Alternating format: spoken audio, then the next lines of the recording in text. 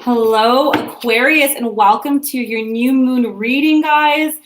I'm saying it in every video. I think it's just wonderful because this new moon in Pisces energy, it's so up my lane. It's like creative and inspirational and outside the lines and such a dreamy energy. Now, when I say dreamy, I don't mean like spacey, but it's really inspiring vision. When you think about visions, think about when you were little and you had all these high hopes and imagination, whether you're a doctor or a fireman or fighting pirates, it doesn't matter.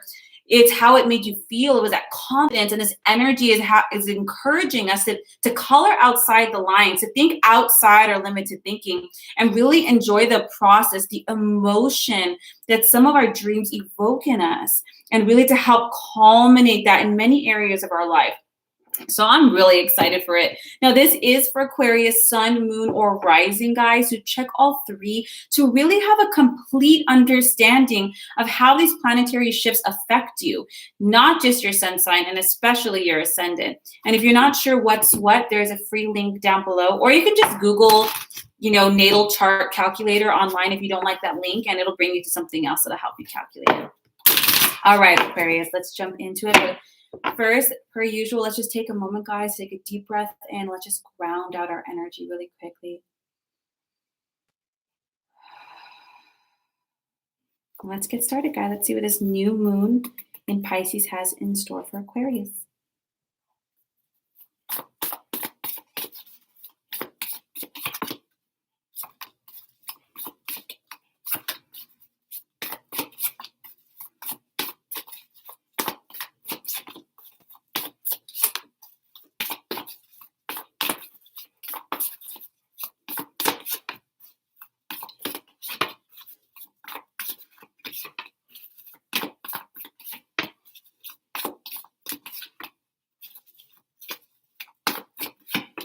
All right, Aquarius, let's get started. Ace of Swords, Nine of Coins, Page of Swords, Five of Coins, Nine of Swords, the Wheel, the Death card, the Two of Wands, the Fool, the Queen of Cups, the Hierophant, and the Lovers.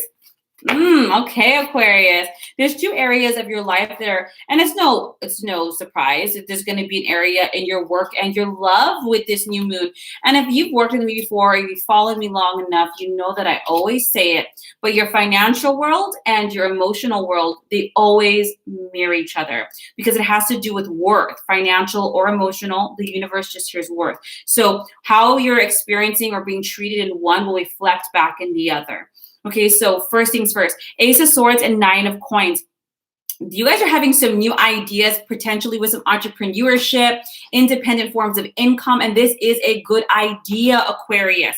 Now, you do have it with the Page of Swords here, so if there's any documentation, contracts, legal work, anything like that, just make sure that you read everything. It might delay some plans. You might want to be impulsive to some degree because you're like, let's do it.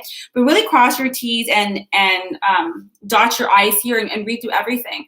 Now, when I say contractual, so for instance, you guys can be investing in something, maybe it's Bitcoin or something, or maybe it's maybe you're investing in your own business. But Nine of Coins can really reflect successful entrepreneurship or self-employment or any kind of income that you're kind of doing on the side or on your own. You have it with the Five of Coins and the Nine of Swords. What's really important when doing this, Aquarius, is going in with optimism, not fear. So example, you might be like, oh, I'm putting my savings into this, or man, I'm getting that business loan, or oh my goodness, what doesn't turn out right? Five of Coins is a lot of fear around money. But you have to understand, sometimes you have to invest money to make money, and there is a return, and sometimes it takes some time. You're going to be okay here, Aquarius. But the universe is saying you really have to surrender these negative thoughts, because if you do not, you are going to create self-fulfilling prophecies. You're going to create bumps and challenges in areas that were necessary. And I can see where you can get that when you have the Ace of Swords with the Page of Swords. Ace of Swords it is a bumpy beginning, and it tends to be with communication, not just verbal, but it could be contract. So for instance, a contract gets delayed, something gets turned back. You might get some challenging information. Relax. Like when you jump on a bike for the first time, you're gonna, wobble. It's called a learning curve. But don't let that shake the vision that you had. Don't let that shake this great inspirational idea that you have. Maybe you're doing this because you want to retire early. Maybe you're doing this because you want to have more freedom. You want to be able to spend more time independently or alone. So try to keep that upfront and center, Aquarius, as you're making these changes, investing this time and energy, and really putting this vision into play. Now you have the wheel. The wheel is the wheel of fortune. It's sudden movement. It's good news in a new direction. So maybe you're starting this idea, this business, this investment, whatever it is.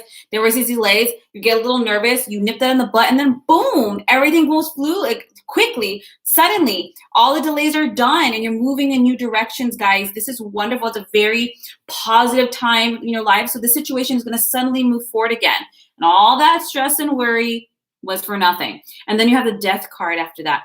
Don't be freaked out about. That's the end of a phase. This change, this investment, this new opportunity, this new road that you're going in is really having you kind of having you beginning new opportunities. The death card is, the ending of one cycle and the beginning of another, the end of one phase of life and the beginning of another phase of life. So embrace the opportunities that come with it.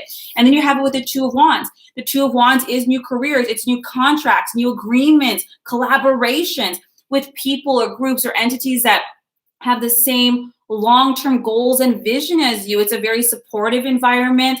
It could be clients or customers or people who are on the same wavelength as you. It's really wonderful, really positive, enduring contracts and agreements. So congratulations, Aquarius. I know you're going to have that little shake and worry, but do your best to surrender it. That's what I always do. I always surrender it up and ask, universe, take the stress from me, fill me with peace and positivity and optimism. Switch it on out, and then you continue to move forward. Now, of course, as your money and finances change, you're going to see this sparkle into the relationship arena. We have the Fool, the Queen of Cups, the Hierophant, the Lovers. The Fool is about a brand new journey, right? Unexpected opportunities. So you're going to kind of jump on into moving forward in relationships, Aquarius. With the Queen of Cups, it represents relationships that ascend, that begin to grow. You might decide to finally get back out there. You might decide to kind of, move to that higher level of commitment and go for it vulnerably with your whole heart. Hierophant could represent traditional, environments. It could represent marriage, and you have it here with the Lovers.